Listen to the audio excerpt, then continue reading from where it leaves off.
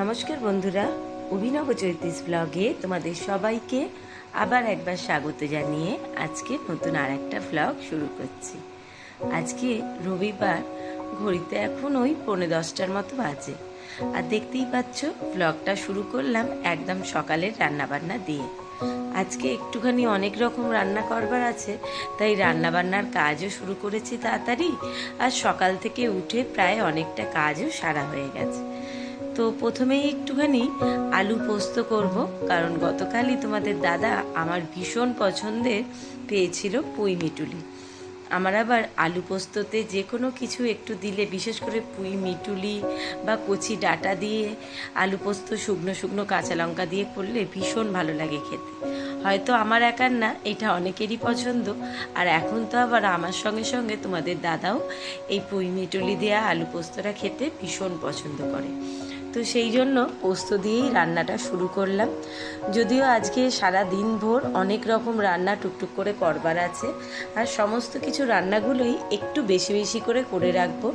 কারণ বুঝতেই পারছো আমার পেজে গত বেশ কিছুদিন ধরেই চলছে অনেক লেটে লেটে ভ্লগ আসছে। যদিও অনেক বন্ধুরাই জিজ্ঞেস করছে যে কেন এত লেট করছি ভ্লগ দিতে।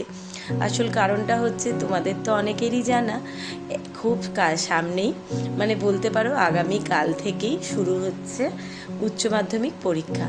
আর এবছর মানে আমার ছেলে যেহেতু উচ্চ মাধ্যমিক দেবে, তো সেহেতু ঘরে পড়াশোনা তো রয়েছে। আর একদম টিভি তো প্রায় বন্ধ করেই দিয়েছি। যতটুকুনি মাঝে সাঝে যেহেতু চ্যাম্পিয়ন্স কাপটা খেলাটাও শুরু হয়েছে, সেটা কখনো কখনো একটুখানি সাউন্ড অফ করে চালানো হলেও আর একেবারেই বাড়িতে টিভি ফোন সব কিছুই বন্ধ। আর সেই সঙ্গে আমি যদি ভিডিও করা থাকলেও ভয়েস ওভার দিতে পারছি না, কারণ হচ্ছে ছেলের পড়াতে ডিস্টার্ব হবে, সেই জন্যে। এই কারণেই ব্লগগুলো দিতেও ভীষণ লেট হচ্ছে, আর সেভাবে ভিডিওর কাজও করতে পারছি না। সারাদিনই একটু ব্যস্ততার মধ্যে থাকছে। তারপর ওই যে যতই বড় ছেলে হোক না কেন, তার পাশে গিয়ে মাঝে মধ্যে একটুখানি করে বসা, আর সেই সঙ্গে মাঝে মধ্যে একটুখানি করে তাকে পেছনে বসে বসে খোঁচাতে তো লাগছে। কিরে, অনেকক্ষণ হয়ে গেল, গলা পাচ্ছি না কেন, পড়াটা হয়েছে কি না, তাড়াতাড়ি কর, একটু ঘড়ির টাইম দেখে স্পিডে যতটা পারিস লেখাটা প্র্যাকটিস করে নে। যতই আগের দিন না থাকলেও টানা 3 ঘন্টা লেখাটাও তো বেশ অনেকটাই বড় ব্যাপার।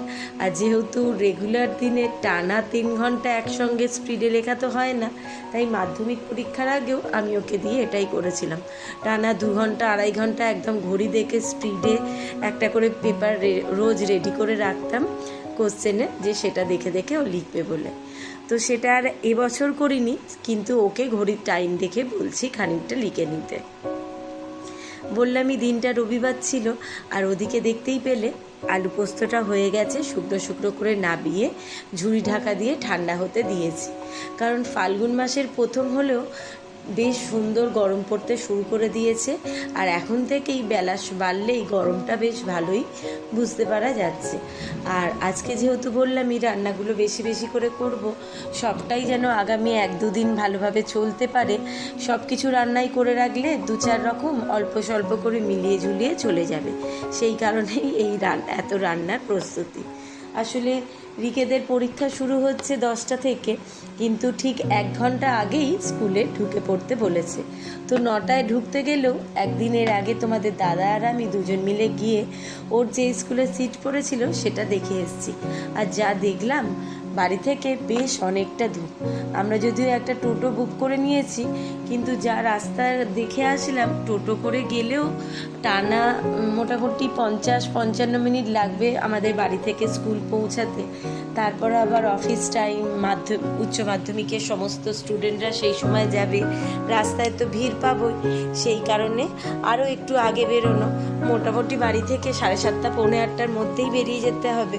আর অত সকালবেলা উঠে রিক তো কিছু খেতেই চায় না, আমারও আবার ইচ্ছা করে না। আর সেই সঙ্গে ভেতরে তো একটা অবশ্যই টেনশান কাজ করবেই। আর অত সকাল সকাল রান্না করে যাওয়াটাও খুব অসুবিধা। তো সেই কারণে সব মিলিয়ে যেহেতু রিক অনেক রাত্রির পর্যন্ত পড়াশোনা করছে, ওর সঙ্গে সঙ্গে আমাকেও একটু জেগে থাকতে হচ্ছে। তো রাত করে শুয়ে বেশি ভোরবেলা উঠতেও পারছি না। সব মিলিয়ে সকালবেলা রান্নাটা করা অসুবিধা, শুধু ভাতটা করে নেবো সকালবেলা উঠে। আর তরকারি পাতিগুলো করা থাকলে মা বাইরে বার করে রাখবে, টাইম মতো ফোন করে দিলে আমি এসে ঝটপট গরম করে সকলকে খেতে দেবো। কারণ 1:15 বেজে যাবে পরীক্ষা শেষ হতে হতে, আর বাড়ি ফিরতে ফিরতেও মোটামুটি আন্দাজ যা বলছে 3টে তো বাজবেই। তো সেই রকম মিলিয়ে আজকে দেখতেই পেলে আলু পোস্তটা করে রেখেছি। আর এবার একটুখানি আদা রসুন বাটা, লবণ, হলুদ, লঙ্কার গুঁড়ো দিয়ে বড় বড় করে আলু কেটে রেখেছিলাম, সেই আলুগুলো মশলা দিয়ে মাখিয়ে রেখে দিয়েছিলাম। সেটাকে ছাকা তেলে লবণ দিয়ে ভেজে তুলে রেখেছি। আর আরেকদিকে ভাত বসিয়ে দিয়ে এদিকে মাংসর মশলাটা রেডি করে নিচ্ছি। মাংসটাও ধুয়ে পরিষ্কার করে রেখেছি।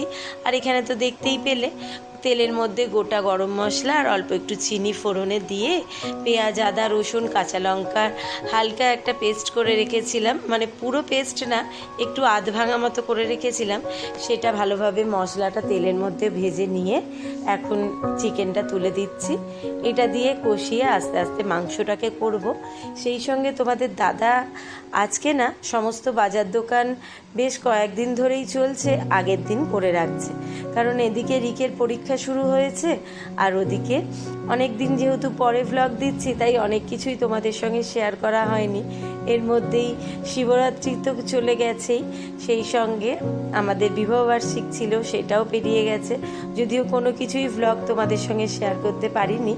আর একটা যেটা বড় কথা, তোমাদের দাদার এখন শুরু হয়েছে অফিসে টানা নাইট ডিউটি। তো যেহেতু সে নাইটে বেরোচ্ছে, সেই জন্য সকালবেলা বাড়ি ফিরতে ফিরতে প্রায় 5টা, 5:30 বেজে যায়।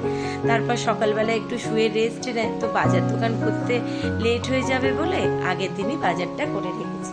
যেমন আজকেও যে মাংস রান্না হচ্ছে বা পোস্ত বা আরও একটা তরকারি হবে, যেটা অনেকেই ফুল চিংড়ি বলে বা আমরা কুচো চিংড়ি, কাদা চিংড়ি বলে থাকি, সেই চিংড়ি মাছ গতকাল বাজারে ভালো পেয়েছিল। সেটাও তোমাদের দাদা বেশ অনেকটা নিয়ে এসছে, তাই মনে করেছি আলু পোস্ত, ভাত, বড় বড় করে আলু কেটে মাংসর একটু ঝোল ঝোল করে করব, আর সেই সঙ্গে ওই ফুল চিংড়ির একটু তরকারি আর শাক ভাজা। বেশ 3-4 রকম তরকারি হলে অল্প অল্প করে সব রকম দিয়ে ভাত খাওয়া হয়ে যাবে। আর যেটা বেঁচে যাবে সেটা ফ্রিজে রেখে দেবো। যদিও তোমরা অনেকেই জানো আমাদের বাড়িতে মাংসতে, কোনো রকম মাংসতেই আলু দিয়ে খেতে সেভাবে তোমাদের দাদা একেবারেই পছন্দ করে না। আমি আর রিক একটু আধটু পছন্দ করলেও সবসময় মাংসতে আলু দেওয়া হয় না। কিন্তু আজকে মাংসটা একটু বেশি করেই আনিয়েছি, কারণটা তো বললামই। সেই সঙ্গে যেহেতু একটু বেশি করে করবার ইচ্ছা আছে, তাই একটু বড় বড় করে আলু কেটে আর সেটার মধ্যে আদা রসুনের পেস্ট, লবণ, হলুদ, লঙ্কা মাখিয়ে কিছুক্ষণ ম্যারিনেট করে রেখেছিলাম। আর সেই দিয়েই মাংসটাকে কষিয়ে বসিয়ে দিয়েছি। আস্তে আস্তে হতে হতে এদিকে পালং শাক এনেছিল, সেটা ধুয়ে পরিষ্কার করে কেটে রেডি করে রেখেছি। আর ওদিকে ওই ফুল চিংড়ির তরকারিটা করব বলে ছোট ছোট করে একটুখানি পোস্তর থেকেও ছোট করে ডুমো ডুমো করে আলু কেটে রেখেছি। সেটাই কড়াতে একটু বেশি করেই তেল দিয়েছি, আলুটা ছেড়ে দিয়েছি। এটা ভাজা হতে হতেই এর মধ্যে একে একে এই রসুন কুচি, পেঁয়াজ কুচি দিয়ে দিচ্ছি। যদিও আদাটা পরে গ্রেট করা দেবো, এই রসুন, পেঁয়াজ আর আলুটাকে একটু লাল লাল করে ভাজা হলেই ওপর দিয়ে টমেটো, আদা রসুনের যে পেস্ট ছিল সেইটা দিয়েছি। আর পরিমাণ মতো লবণ, হলুদ, লঙ্কা, একটু কাশ্মীরি লঙ্কা, স্বাদ মতো নামমাত্র মিষ্টি, আর সেই সঙ্গে দেবো একটু পেঁয়াজ কালি। সব দিয়ে ভালোভাবে কষিয়ে এরই মধ্যে ফুল চিংড়িটা দিয়ে দেবো। যেহেতু পেঁয়াজ কালি থেকে ভীষণই জল বেরোয় আর পেঁয়াজেও জল থাকে, সব মিলিয়ে আর তরকারিটায় আলাদা করে জল দিতে হবে না।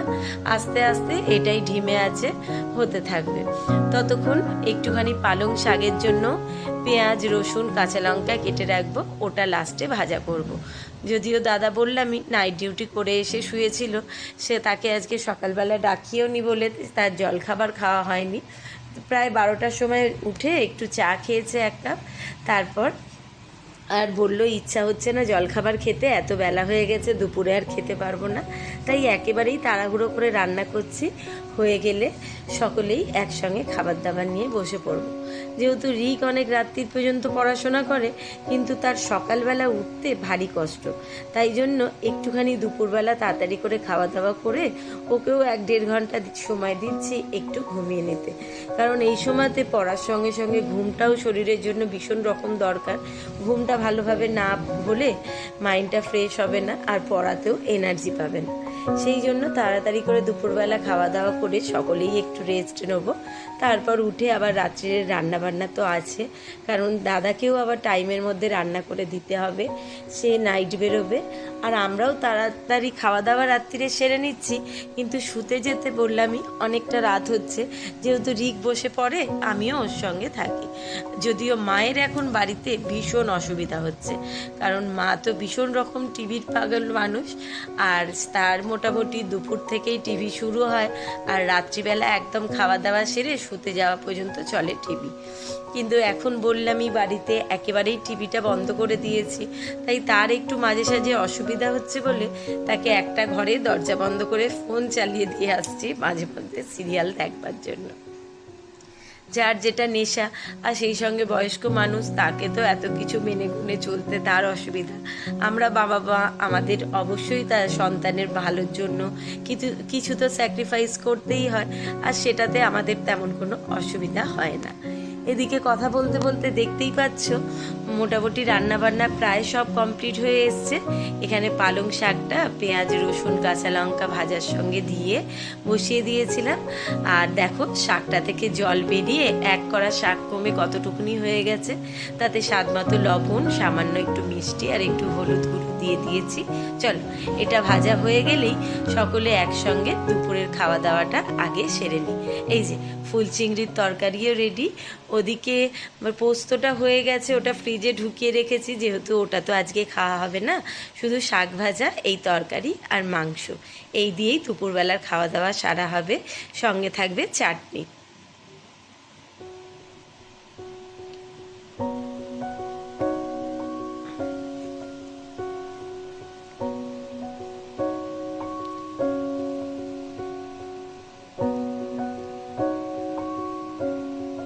দুপুরে খাওয়া দাওয়া সেরে বেশ কিছুক্ষণ গেছিলাম ঘরে, যদিও প্রায় বলতে পারো ঘন্টাখানেক আমিও ওদের সঙ্গে শুয়ে খুব জোর ডিপ একটা ঘুম দিয়ে নিয়েছি।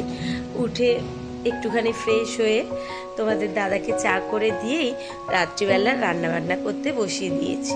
যদিও সকাল থেকে আজকে পেঁয়াজ রসুন দিয়েই অনেক রকম রান্নাবান্না হয়েছে, তাই বেশি সব কিছুতে আবার পেঁয়াজও আমার ভালো লাগে না, তাই আজকে রাত্রিবেলা মনে করেছি একটু নিরামিষেই বেশি করে ঘুগনি করে রাখবো। সেই জন্য দেখতেই পেলে মটরটা সকালবেলাই ভিজিয়ে রেখেছিলাম, আর সেটা প্রেসারে 3টে সিটি দিয়ে নামিয়ে রেখেছি। মটরটার মধ্যে সামান্য লবণ, হলুদ, কাঁচা লঙ্কা, একটু সর্ষের তেল আর একটু ছোট এলাচ দারচিনি দিয়ে সিটি দিয়ে নামিয়ে রেখেছি। আর নিরামিষে করব বলে ঘুগনিটাতে একটুখানি নারকেলও কুচো কুচো করে কেটে ভেজে তুলে রেখেছি। এখন গোটা জিরে, গোটা গরম মশলা তেলে ফোড়ন দিয়ে ডুমো ডুমো করে আলু কেটে ভালোভাবে ভেজে তার মধ্যে টমেটো, আদা বাটা আর একটুখানি হিং, ধনে গুঁড়ো, জিরে গুঁড়ো, লবণ, হলুদ, লঙ্কা, মিষ্টি সব দিয়ে, আর অবশ্যই একটুখানি কাশ্মীরি লঙ্কা দেবো রঙটা ভালোভাবে আসবার জন্য, সব দিয়ে ভালোভাবে মশলাটাকে কষিয়ে নিয়ে আর ঘুগনির মটরটা ঢেলে দেবো।